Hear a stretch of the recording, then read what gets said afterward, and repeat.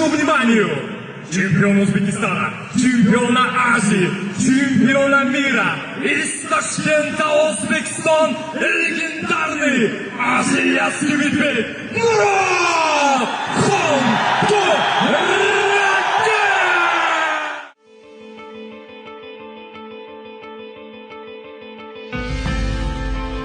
1987-yilda bir oddiy bola tug'ildi. Bu Murod Xanturayev edi. Hamma bolalar kabi dunyoga keldi, lekin hayot unga oddiy ssenariy yozib bermadi. Kimdadir bolalikning o'zi sinov. Ko'cha uning maktabi bo'ldi, hayot esa ustoz. 2000-yillar boshida u sportni tanladi.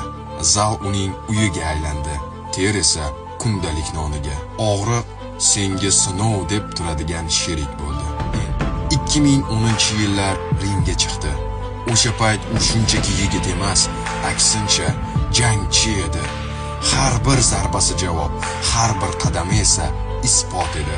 Xanturayev Osiyo ayg'i nomi bilan taraldi.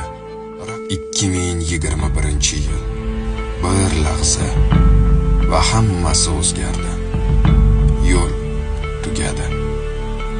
Lekin hikoya tugamadi. U ketdi deyshadi. Haqiqiy kuchli odam mag'lub bo'lib ketmaydi. Bugun u yo'q deyshadi. Yo'q, bunday emas. U har bir zarbalarda yashaydi. U jasoratda yashaydi va u yiqilib yana turgan har bir insonning ichida yashaydi. Uning nomi kuch, uning yo'li saboq va uning hayoti motivatsiya. Ba'zilar yashaydi, unutiladi. Afsonalar tug'ilmaydi. Ular kurashda yaratiladi. Va Murod Xanturayev shunday afsona edi. Представляю к вашему вниманию чемпион Узбекистана, чемпиона Азии, чемпиона мира из Ташкента, Узбекистан, легендарный азиатский медведь Мурод